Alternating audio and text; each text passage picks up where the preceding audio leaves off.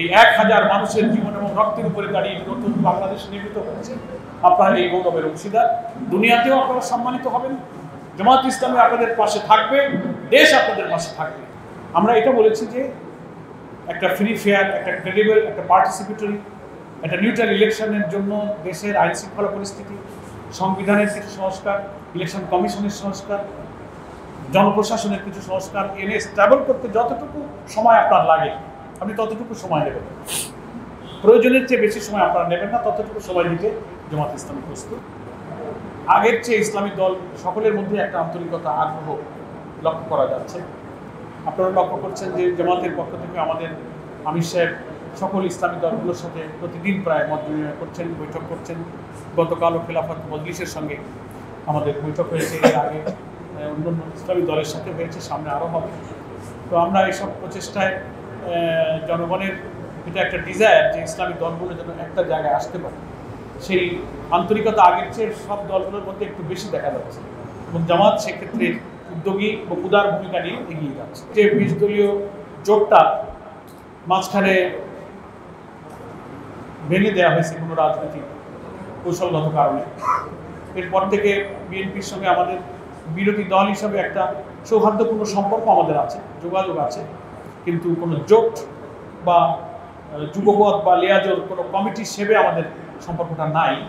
তবে আগে পরে সবসময় তাদের সাথে সৌহার্দ্যপূর্ণ যোগাযোগ, সম্পর্ক, রাজনৈতিক পরিস্থিতি নিয়ে মত বিনিময় এ সম্পর্ক আমাদের আছে। তো রাজনৈতিক পরিস্থিতি আরও একটু সামনে গেলে সময় হয়তো আমাদেরকে কোনো একটা জায়গায় নিয়ে যাবে, তখন বলা যাবে এখন অপরচুনিটির টাইম।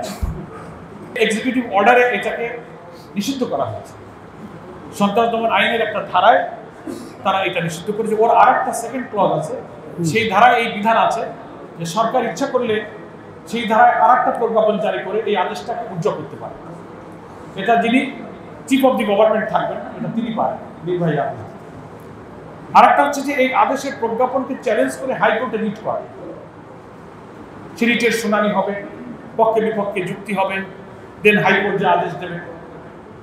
তো সেই জন্য আমরা মাননীয় প্রধান উপদেষ্টা সরকারের ওনার সঙ্গে যখন আমরা জামাত ইসলামের ডেলিগেশন দেখা করলাম, সেদিন আমরা এই অনেকগুলো এই পয়েন্টটা আমরা রেজ করেছি যে আপনি আমাদের এই করে যে জুলুমটা করা হয়েছে আপনি এটা অন্তত রিস্টোর করে দেন এবং আমাদের আর একটা এক্সিকিউটিভ অর্ডারে আপনি এটাকে উচ্চারণ করবেন।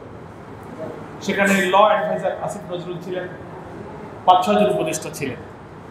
তো ওনারা বিভিন্ন রকম কথা বলেছেন, সরকারের কিছু সুবিধা অসুবিধা, আমরাও আমাদের অসুবিধার কথা বলেছি। আর দেশে ভয়াবহ বন্যা চলছে, নোয়াখালী, ফেনী, লক্ষ্মীপুর, কুমিল্লা ওই অঞ্চল। আজকের মিডিয়াতে দেখছি সে বন্যার পানি আবার আমাদের দক্ষিণ অঞ্চলের কয়রা, পাইকাছা, এদিকে উত্তরাঞ্চলের অভয়নগর থেকে ডুমুরিয়া, ফুলতলা হয়ে আমাদের নদীগুলো আবার প্লাবিত হচ্ছে।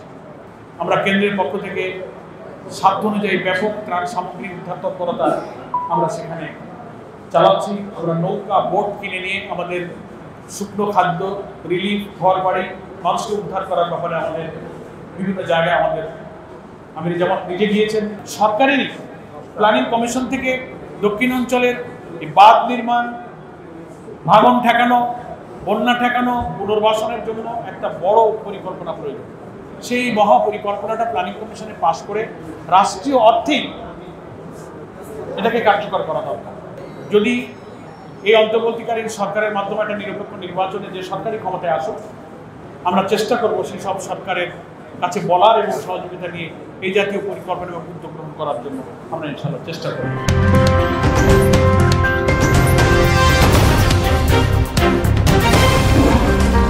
Voice of Tiger.